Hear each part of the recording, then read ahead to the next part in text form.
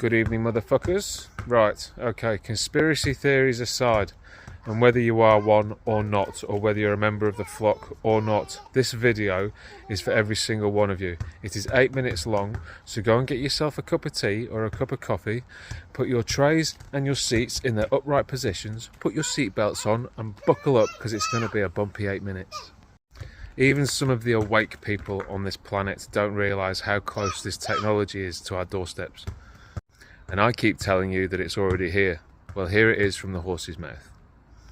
Oh, and just before I start the video, this will eventually be linked to your central bank digital currency. Make sure you're sitting down. Here we go. Hello, everybody. I'm Nicholas Thompson. I'm the CEO of The Atlantic, and I will be your moderator today. We are going to have an incredible session. Star of the show is Nita Farahani. She is a futurist and legal ethicist at Duke. And she's so smart and so interesting. You're going to learn a ton. This is how it's going to work. We're going to watch a short video. She's going to come on stage and talk. And then we're going to do a little Q&A, questions from the audience. And that'll be a wrap. And you'll leave enlightened and excited. So first off, a video. It's going to make you see the future and understand a wonderful future where we can use brainwaves to fight crime, be more productive, and find love. Let's roll. You're in the zone. Even you can't believe how productive you've been. Your memo is finished, your inbox is under control, and you're feeling sharper than you have in a decade. Sensing your joy, your playlist shifts to your favorite song, sending chills up your spine as the music begins to play. You glance at the program running in the background on your computer screen and notice a now familiar sight that appears whenever you're overloaded with pleasure. Your theta brainwave activity decreasing in the temporal regions of your brain. You mentally move the cursor to the left and scroll through your brain data over the past few hours. You can see your stress levels rising as the deadline to finish your memo approached, causing a peak in your beta brainwave activity right before an alert popped up, telling you to take a brain break. But what's that unusual change in your brain activity when you're asleep? It started earlier in the month. You send a text message to your doctor with a mental swipe of your cursor. Could you take a quick look at my brain data? Anything to worry about? Your mind starts to wander to the new colleague on your team, whom you know you shouldn't be daydreaming about, given the policy against intra-office romance. But you can't help fantasizing just a little. But then you start to worry that your boss will notice your amorous feelings when she checks your brain activity and shift your attention back to the present. You breathe a sigh of relief when the email she sends you later that day congratulates you on your brain metrics from the past quarter, which have earned you another performance bonus. You head home jamming to the music, with your work-issued brain-sensing earbuds still in. When you arrive at work the next day, a somber cloud has fallen over the office. Along with emails, text messages, and GPS location data, the government has subpoenaed employees' brainwave data from the past year. They have compelling evidence that one of your coworkers has committed massive wire fraud. Now, they're looking for his co-conspirators. You discover they are looking for synchronized brain activity between your coworker and the people he has been working with. While you know you're innocent of any crime, you've been secretly working with him on a new startup venture. Shaking, you remove your earbuds.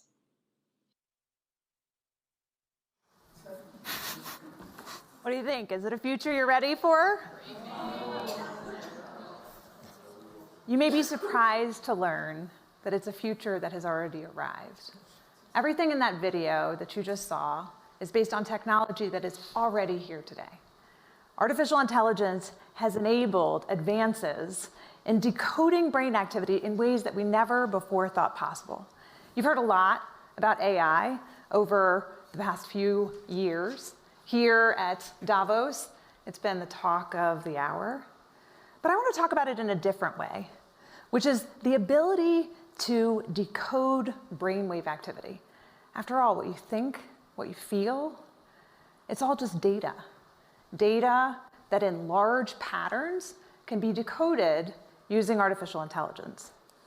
Consider this. The average person thinks thousands of thoughts each day.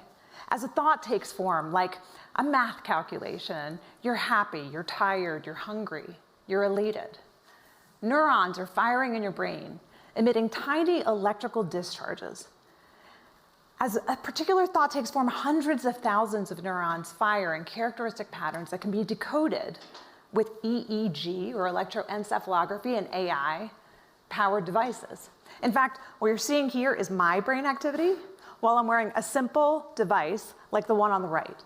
We're not talking about implanted devices of the future. I'm talking about wearable devices that are like Fitbits for your brain. It used to be that there was very little we could tell from EEG activity. But already, using consumer wearable devices, these are headbands, hats that have sensors that can pick up your brainwave activity, earbuds, headphones, tiny tattoos that you can wear behind your ear. We can pick up emotional states like, are you happy or sad or angry? We can pick up and decode faces that you're seeing in your mind. Simple shapes, numbers, your PIN number to your bank account. It's not just your brain activity here that we can pick up. We can also pick up your brain activity in different places, like as your neurons fire from your brain down your arm and send signals to your hand to tell you how to type, move. All of that can be decoded through electromyography, and that's what you're seeing here is a device now in the form of a simple wearable watch that can pick up that activity. And in one of the pivotal acquisitions of the field, Meta acquired this company, Control Labs, in 2019, because major tech companies are investing in helping to make these devices universally applicable as the way in which we interact with the rest of our technology. In fact, the coming future, and I mean near-term future, is these devices being the primary way in which we interact with all of the rest of our technology.